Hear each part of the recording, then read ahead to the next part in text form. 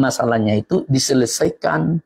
Misalkan karena ekonomi, ya kan, nanti kalau udah ketemu karena ekonominya lemah, ya gereja dengan teman-teman Kristen yang lain mengupayakan gimana supaya ekonominya itu bisa baik sehingga tidak ada penindasan. Kalau memang suaminya nakal, ya kan, ya dia harus tetap diperbaiki akhlaknya, bukan dicerai solusinya. Cerai bukanlah solusi, tapi digali dulu permasalahannya, ya. Namanya di kami itu konseling, dikonseling dulu sampai ketemu titik akar masalahnya, baru akar masalahnya itu diselesaikan. Nanti kalau kurang jelas Pak Ustadz, nanti saya tambahin di sesi berikut. Terima kasih Pak Ustadz. Baik. Berdoa teman-teman kata Pak Pendeta. Iya dong Pak Ustadz, berdoa pertama itu Pak Ustadz. Iya. Itu pertama kan. Oke. Masa nggak berdoa Pak Ustadz? Gimana sih?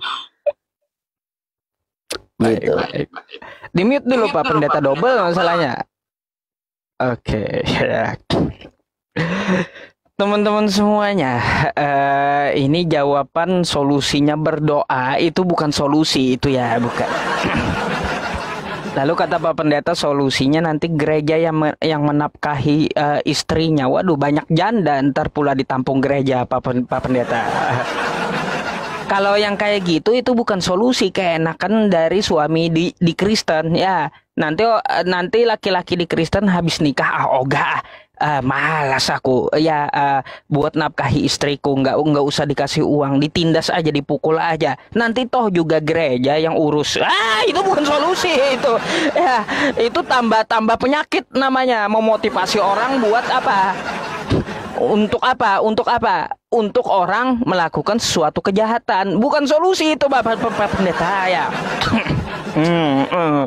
Iya, nanti waduh Pak Pendeta, kalau ditampung di gereja kan, aduh, apalagi kan katanya ada pastor yang tidak beristri ya, bahaya Pak ya.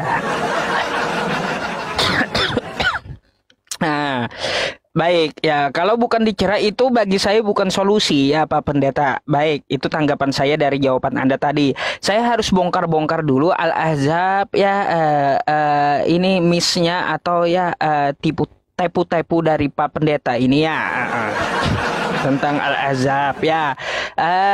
Di sini tadi Pak Pendeta membawakan tafsir Ibnu Katsir ya kawan-kawan. Tafsir Ibnu Katsir ya, nih ya. Tafsir Ibnu Katsir. Apa yang dikatakan? Aisyah ya, diriwayatkan dari Aisyah bahwa dia selalu merasa cemburu terhadap wanita-wanita yang menyerahkan diri kepada Rasulullah. Dia berkata, apakah tidak malu seorang wanita menyerahkan dirinya tanpa mahar? Lalu Allah Subhanahu wa Ta'ala menurunkan firman-Nya, kamu boleh menangguhkan, menggauli siapa yang kamu kehendaki di antara mereka. Dalam kurung, istrimu. Nggak ada di luar istri, nggak ada Bapak Pendeta. Ini tafsir Ibnu Katsir ya. Ya. Tafsir Ibnu Katsir, siapa yang kamu kehendaki di antara mereka? Istrimu. Makanya saya harus bongkar. Saya harus bongkar dulu dah, tepu-tepu ya. Tepu-tepu. Ya. Jadi Pak Pendeta, kalaunya ya Pak Pendeta, kalau muslim awam itu dapat Anda ini ya, Anda kibuli gitu. Tapi kalau sama saya nggak bisa ya. Kayak gitu ya Pak Pendeta ya. Saya minta masalah solusi tadi Pak Pendeta ya. Kalau untuk masalah Al-Qur'annya semuanya udah paripurna saya jawab ya teman-teman. Sudah saya jelaskan bagaimana prosesnya, terus Al-Ahzab seperti apa ya. Saya beralih untuk mempertanyakan ke pihak kekristenan tentang masalah ajarannya. Bagaimana solusi seorang wanita jika dia tertindas.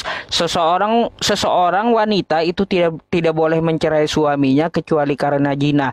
Tapi kalau wanita tersebut ditindas oleh suaminya, tidak dinafkahi, tidak tidur bersama dengan suaminya, dipukul suaminya, terus dibiarkan lapar. Ini kalaunya solusinya berdoa, urusan doa ya doa, Bapak Pendeta ya. Kalau urusan doa itu tidak bisa mengenyangkan perut dari wanita tersebut ya. Masa ya sudah suami saya tidak nafkahi saya, tidak kasih uang. Aduh, lapar ini perut ya. Waduh, kata Pak Pendeta solusinya berdoa. Ya Tuhan, turunkan beras dari langit. Kata Tuhan enak aja. Bukan solusi doa itu ya, bukan solusi. Perut lapar itu ya, perut lapar. Terus kalau solusinya diurus oleh gereja, wah ini malah memotivasi laki-laki Kristen untuk berbuat jahat, Pak Pendeta. Itu bukan solusi, tapi memotivasi seseorang untuk berlaku jahat jadinya, ya. Gitu.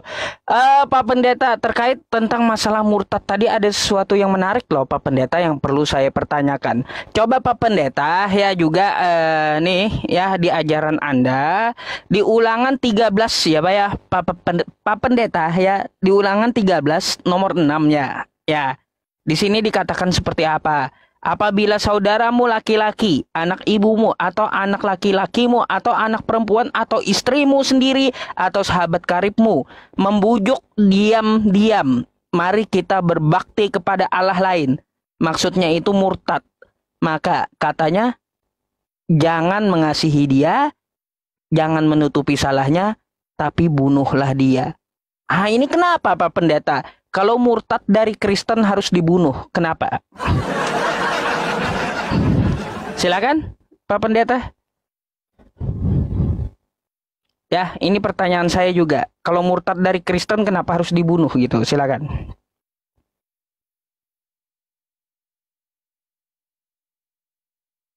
Mana suara Pak Pendeta ini? Pak, suaranya kok? Ya, slow. Ya, oh, ya, kedengaran. Pak Ustadz yang tipu-tipu teman-temannya bukan saya. Saya ini jelas ya, ini tafsir Ibnu Katsir. Ya. Berarti kalau begitu, yang mana yang benar? Ini apa yang Pak Ustadz baca? Dan yang Pak Ustadz baca tadi itu saya nggak tahu itu tafsir Ibnu Katsir apa bukan. Kalau ini nih jelas nih. Ya Pak Ustadz, bukan tipu-tipu, Anda yang tipu-tipu. Nih ya, kamu boleh menerima wanita yang kamu kehendaki. Boleh pula menolak wanita yang tidak kamu kehendaki di antara wanita-wanita yang menyerahkan dirinya kepadamu. Dan terhadap wanita yang telah kamu tolak, kamu masih boleh memilih sesudahnya. Tuh, jika kamu menginginkannya, kamu boleh kembali kepadanya dan menggaulinya. Gimana? Saya ini menipu di mana? Ini tafsiran Ibnu Katsir, Pak Ustadz. Ya, yakni di antara wanita-wanita yang menyerahkan dirinya kepadamu dan boleh pula menggauli siapa yang kamu kehendaki. Kamu boleh menerima wanita yang menghendaki. Kamu boleh pula menolak wanita yang tidak kamu kehendaki di antara wanita-wanita yang menyerahkan diri. Bukan istrinya, bukan siapa-siapa, wanita lain. Bagaimana Anda bilang menipu? Saya marah loh kalau Anda bilang saya menipu. Ya, justru Anda yang menipu. Ini tafsiran Ibnu Katsir, tafsiran Anda bukan tafsiran saya. Enak aja ente bilang saya menipu. Ya, yang menipu siapa? Yang menipu Pak Ustadz nih. Saya kalau dituduh-tuduh yang tidak marah saya. Tapi kalau baik-baik, saya baik-baik. Ya, jadi teman-teman jangan asal ngomong. Makanya ini di Al-Ahzab ini dikonfirmasi dengan Sahih Muslim 2659 dikatakan begini. Dikatakan nih, sampai Aisyah ngomong nih ya, karena ini kamu boleh menggauli siapa yang kamu kehendaki di antara istri-istrimu dan boleh pula menggauli siapa yang kamu kehendaki di luar istri. Al-Ahzab 51. Aisyah sampai ngomong, saya Aisyah berkata, demi Allah sesungguhnya Robmu sangat cepat memenuhi keinginan Anda. Keinginan siapa ini? Keinginan Rasulullah yang mau menggauli wanita lain. Gimana saya dibilang tipu-tipu? Anda ini, narasi saya berbasis data A1, bukan seperti yang tadi. Tadi Anda menjelaskan itu bukan hadis, tapi penjelasan-penjelasan yang nggak jelas. Kalau saya referensinya A1, Quran dan hadis. Tidak ada yang bisa menyangkal ini. Gimana sih kok bilang penipu? Nah, terkait tadi ya solusi, Anda kan berkata jikalau jikalau ada wanita tertindas, belum terjadi fakta, ya tentu yang pertama berdoa dong, minta pertolongan Tuhan. Tuhan supaya ngasih hikmat, ngasih kemampuan bagaimana menyelesaikan. Itu yang pertama. Yang kedua, saya tidak mengatakan tadi dicerai lalu gereja bertanggung jawab. Bukan. Dicari dulu akar permasalahannya, namanya konseling. Ditemukan dulu kedua belah pihak. Jangan melebar kemana-mana, ada pastor yang tidak menikah. Anda ini nggak bisa bernarasi, ternyata tidak nyambung. Ya, justru saya menjelaskannya dengan baik. Kalau ada bermasalah, ini pun kalau ya, kalau. Bukan data, ya kalau dipanggil kedua belah pihak. Didamaikan, dicari. Dicari titik masalah di mana. Sebab firman Tuhan sangat jelas mengatakan, ya, di ayat kami luar biasa Pak Ustaz. Kolose 3:18. Hai istri, tunduklah kepada suamimu sebagaimana seharusnya dalam Tuhan. Kolose 19:39. Hai suami, kasihilah istrimu dan janganlah berbuat kasar terhadapmu. Kalau ada orang Kristen yang berbuat kasar terhadap istrinya, pukul dan sebagainya, itu bukan orang Kristen. 1 Petrus 3:1, demikian juga kamu hai istri-istri, tunduklah kepada suamimu. Dan dikatakan 1 Petrus 3:7, demikian juga kamu hai suami-suami, hiduplah bijaksana dengan istrimu. Jadi nggak ada suami istri Kristen yang betul-betul Kristen, pukul-pukulan, hantam-hantaman, nggak ada Pak Ustadz. Ya, itu kan cuma Anda seandainya. Ya, begitu Pak Ustadz. Pak Ustadz kalau bernarasi jangan yang ini ya, yang di luar apa yang saya sebutkan.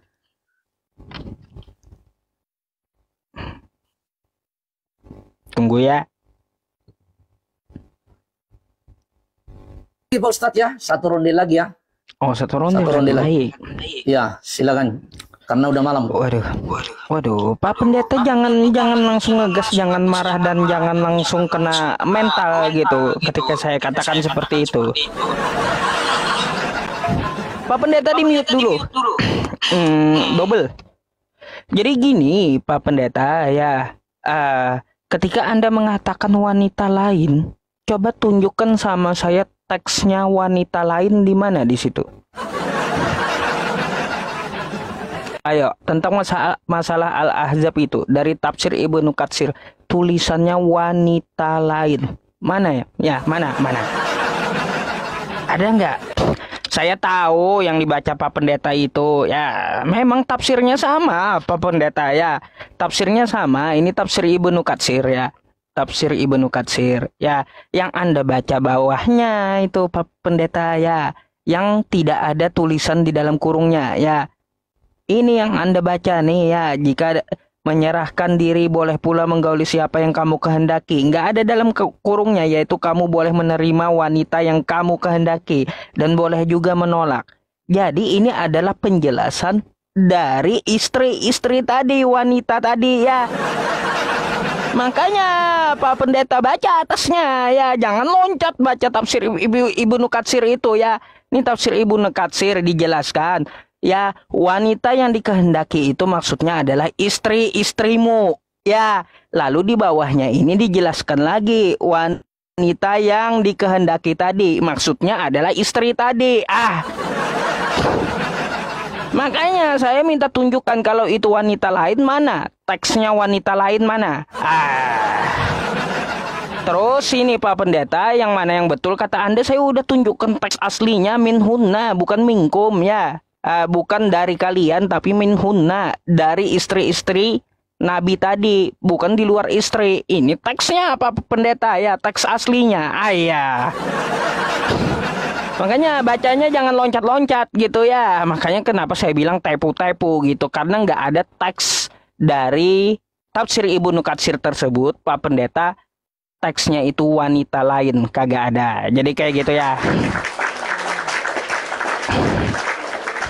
Terus untuk Pak Pendeta juga saya mau tanggapi dulu jawaban Pak Pendeta yang namanya konseling diurus oleh gereja yang dinamakan konseling. Baik Pak Pendeta, kalau udah konseling nih ya, udah berdoa, udah konseling, tapi suaminya tetap aja nggak mau nafkahin, kayak gimana solusinya gitu? Masih aja setelah konseling tidak mau dia nafkahin, tetap ditindas oleh suaminya, dibiarkan lapar. Itu kayak gimana, Pak? Makanya saya bilang konseling gereja itu bukan solusi. Doa itu bukan solusi. Perut lapar, Pak Pendeta, perut lapar. Lapar. Ya, lapar. Terus udah lapar, lebam-lebam pula dipukul-pukul. Kayak gimana tuh? Kayak gimana? Kalau udah konseling tetap aja diulangi, apa solusinya bagi wanita yang tertindas itu? Ya, itu yang saya minta solusinya. Ini yang bikin Oki tadi malam baper atas pertanyaan ini, Pak Pendeta. Jujur aja gitu ya, dari pertanyaan saya ini, Oki juga jawab seperti Anda. Itu bukan sebuah solusi. Kalau masih aja setelah konseling dia melakukan hal yang sama, apa solusinya bagi wanita yang tertindas?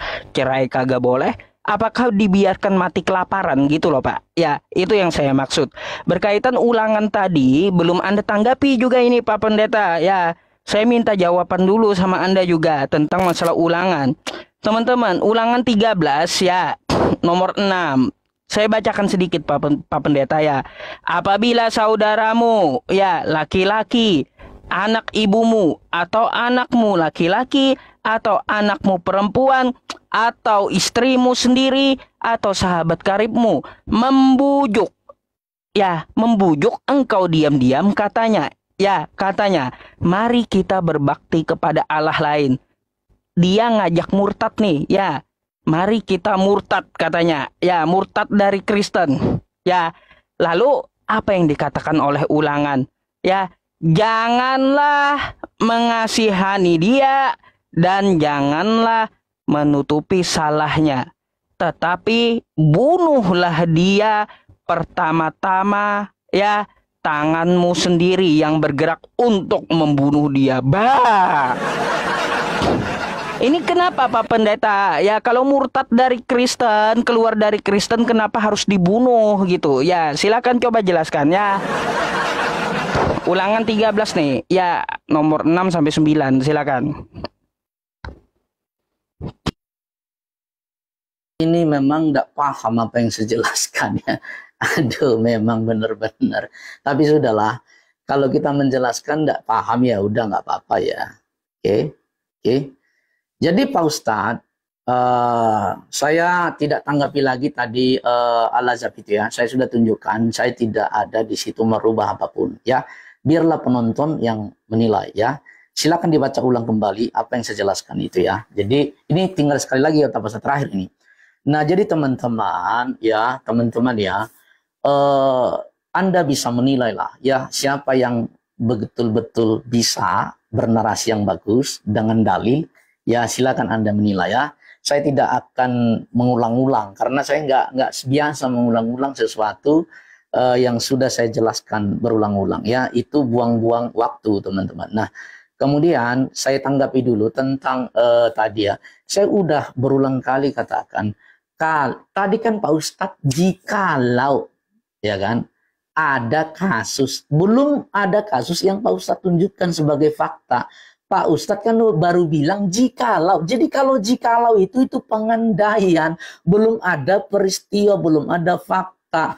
Kecuali ada fakta konkret bisa. Ya kan ini kan jikalau. Kalau jikalau, kalau Pak Ustadz bilang kalaunya, kalaunya jikalau Pak Ustadz, ya jangan bicara lah orang nggak ada fakta. Ya, seandainya pun ada fakta, saya sudah katakan cerai itu tidak jadi solusi. Kalau diizinkan cerai Pak Ustadz, nanti saya tabokin istri cerai. Padahal saya pengennya noken lain. Saya pengennya selangkangan lain. Tabokin, cerai.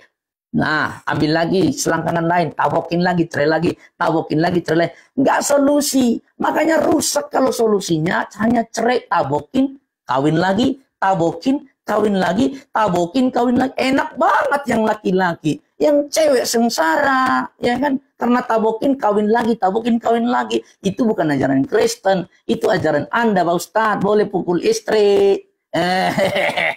Gimana Pak Ustadz ini? Makanya kalau debat sama saya Pak Ustadz, hati-hatilah ya.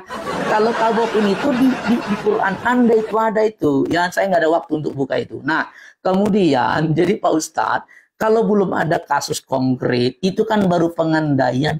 Ya saya jawab juga dengan seperti itu. Dan saya sudah ulang sekali lagi tadi, diadakan dulu konseling, dicari titik masalahnya di mana. Ya, titik masalahnya, karena itu yang paling bagus. Titik masalahnya di mana? Kenapa sampai terjadi kekerasan KDRT, dicari. Kalau memang ya itu pelanggaran hukum, bawa si lakinya itu ke penjara. Biar nyahok dia. Malah dia melakukan kriminal. Karena memukul itu ada hukumnya, itu kriminal. Ada namanya KDRT. Jadi kalau Pak Yusuf sebagai ustadz, Pak Yusuf melakukan KDRT, diadukan Pak Ustadz ke penjara, masuk Ustadz. Makanya saya yakin orang Kristen gak ada seperti itu. Karena itu bukan ajaran Kristen, itu ajaran setan. Ajaran pukul istri itu hanya di Quran ada, diperbolehkan. Pukullah istrimu. Ada. Di Kristen nggak ada itu. Nggak ada. Ya. Lalu kemudian dengan ulangan. Tadi ulangan. Ya, ulangan 13 ya. Saya baca dulu Pak Ustadz ya. Kalau ada waktu, kalau tidak ada waktu ya sudah. Mau diapakan lagi ya. Dibaca dulu dari atas Pak Ustadz. Apabila di tengah-tengahmu muncul seorang nabi atau seorang pemimpin dan ia memberitahukan kepada suatu tanda mujizat, dan apabila tanda mujizat dikatakan kepada itu terjadi dan ia membujuk mari kita mengikuti Allah lain. Ini kan baru apabila pengandaian belum terjadi, mengikuti Allah lain tidak kau kenal dan mari kita berbakti kepadanya. Maka janganlah engkau mendengarkan perkataan nabi atau pemimpi itu, sebab Tuhan Allahmu mencoba kamu untuk mengetahui apakah kamu sungguh-sungguh mengasihi Tuhan Allahmu dengan segenap hatimu dan dengan segenap jiwamu. Tuhan Allahmu harus kamu ikuti, harus kamu takut akan dia. Kamu harus berpegang perintah pada suaranya, harus kamu mendengarkan kepadanya, harus kamu berbakti kepadanya. Nabi atau pemimpi itu haruslah dihukum mati. Yang dihukum mati nabi palsu tadi Pak Ustadz, karena ia telah mengajak murtad. Ini nabi palsu Pak Ustadz. Nabi yang menyelewengkan kebenaran, itu yang dihukum mati karena ia telah mengajak murtad terhadap Tuhan Allahmu yang telah membawa kamu keluar dari Mesir, menyesatkan kamu. Itu maksudnya Pak Ustadz. Ya seperti itu. Karena tidak ada waktu lagi ya sudah sampai di situ saja Pak Ustadz. Silakan Pak Ustadz. Berarti ini saya cuma saya nggak nanya. Gini, berarti saya nggak nanya lagi Pak Pendeta, saya hanya menanggapi jawaban aja. Gimana? Saya cuma Pendeta, saya menanggapi. Ya, tanggapi aja. Tanggapi aja Pak Ustadz, silakan. Ya, saya satu ronde nanggapi sedikit ya Pak Pendeta dari jawaban Anda gitu. Sinyal Pak Ustadz lemah. Masa? Suara saya jelas ya teman-teman ya? Ustadz. Suara saya gimana? Halo Pak Ustadz. Udah belum? Gerak belum? Pak Ustadz. Jelas Pak Pendeta, di tempat saya jelas. Di tempat Pak Pendeta itu ininya jaringannya itu Pak Ustadz. Di tempat saya gerak loh Pak Pendeta. Ya jelas gitu. Suara pun juga jelas.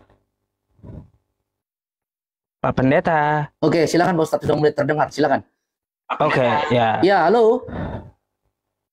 Di tempat saya jelas, di tempat saya jelas aman. Di tempat saya jelas aman. Ini sudah jelas, sudah. Silakan Pak Ustadz. Baik. Ya, gini ya teman-teman, kalau jawaban dari Pak Pendeta seperti itu ya, double Pak Pendeta. Double ya, tolong di-mute dulu. Ya gini, saya menanggapi jawaban dari Pak Pendeta ya terima kasih untuk jawaban ulangan 13-13-nya ya. Meskipun itu nabi palsu, artinya kan konteksnya murtad dari Kristen ya tetap aja dibonoh kan kayak gitu. Itu tanggapan saya dari jawaban Anda ya, baik itu nabi palsu ataupun status apapun, apabila murtad dari Kristen ya kayak gimana pun ya tetap aja harus dibonoh ya. Nah, nggak ada penjelasannya seperti kita Muslim tadi ya. Apabila murtad dari Islam, kecuali dia berbalik menyerang agama Islam, baru ya sesuai prosedur kita pergunakan, kan kayak gitu. Prosedurnya kayak gimana ya kita laporkan ke negara, ya negara memakai hukum apa, kan kayak gitu. Apabila negaranya menerapkan hukuman mati, maka halal darahnya dieksekusi oleh pemimpin, bukan kita yang mengeksekusi ya, dari seorang muslim bukan, tapi pemimpin yang mengeksekusi gitu. Jadi di dalam agama Islam itu ada aturannya. Nggak tahu dah kalau aturan ulangan 13 itu kayak gimana, kan kayak gitu ya. Nah, terus untuk jawaban Pak Pendeta solusi tadi ya, kalaunya seperti itu saya juga tidak memaksakan gitu loh Pak Pendeta ya. Masalah ya bisa aja terjadikan di kehidupan. Makanya kan kita judulnya itu agama yang relevan, ya bisa aja terjadi gitu kan kayak gitu ya. Setelah konseling masih aja berbuat seperti itu lalu sampai pukul-pukul. Ya berkaitan tentang masalah pukul istri di Al-Qur'annya teman-teman, inilah saya mau jelaskan juga kepada teman-teman ya. Tidak langsung dipukul ya. Istri itu apabila nusus ya, kita khawatir nusus, maka kita nasihati dulu. Kalau dia sudah nusus dinasehati ya yang pertama kali masih saja melakukan, maka kita pisahi tidurnya, kan kayak gitu ya, aturannya ada gitu loh, teratur. Sudah dipisahi tidurnya tetap saja dia nusus gitu ya, kita dalam kekhawatiran, maka kita memukul. Pukulannya pun juga di kaki, tidak menyakiti, bukan memukul memar-memar ya, sampai seperti KDRT. Ada aturannya dalam Islam Pak Pendeta ya. Jadi ada tahap-tahap juga yang harus ditempuh. Tidak dibenarkan memukul istri di dalam agama Islam itu. Tetapi ada beberapa tahapan yang harus ditempuh dulu. Apabila istrinya udah dalam peneguran 2 kali, udah dipisahi juga tidurnya, tetap saja dia nusus kayak gitu ya teman-teman, maka tidak ada jalan lain. Peneguran yang agak lebih keras kita lakukan dengan cara memukul di kakinya ya, bukan di kepalanya sampai gegar otak. Wah bahaya itu, nggak boleh ya, nggak boleh, tidak dibenarkan di dalam agama Islam. Jadi seperti itu Pak Pendeta ya, tentang masalah solusi tadi ya. Solusi tadi ya, kalaunya masih aja berputar-putar di konseling, habis itu kata Pak Pendeta ya, kalaunya sudah pemukulan itu dibawa ke penjara saja, katanya ajaran kasih. Macam mana kok dimasukin penjara? Pak Pendeta ini kacau juga ya, katanya ajaran kasih loh ya teman-teman, ajaran kasih. Kalaunya ditampar pipi kanan, kasih pipi kiri, kan kayak gitu. Kalau istrinya tidak dinafkahi oleh suaminya, lalu ditampar suaminya itu istri ya, ditampar oleh suaminya di pipi kanan, maka tidak boleh dipenjara. Istrinya yang tertindas tadi harus kasih pipi kiri lagi, gitu Masa di penjara Pak Pendeta, nggak ada kasihnya kalau di penjara kalau kayak gitu. Berarti itu bukan solusi di penjara juga. Itu malah tambah penyakit jadinya. Aduh. Ya, itu tanggapan saya dari jawaban Pak Pendeta terkait tafsir Ibnu Katsir. Ya kan saya udah bilang kepada Anda, tidak ada tekstual wanita lain di situ loh Pak Pendeta ya. Jadi saya harap nanti ketika selain dengan saya diskusinya, nggak perlu Anda lebih-lebihkan gitu ya. Bacakan saja gitu. Kalau bisa Anda tidak paham, pertanyakan, bukan melebih-lebihkan atau menambah atau mengurangi dari tekstualnya. Jadi seperti itu ya teman-teman. Ya teman-teman semuanya, saya tidak bertanya lagi karena ini tanggapan akhir. Mungkin Pak Pendeta bisa closing statement. Habis itu saya menyimpulkan dari ajaran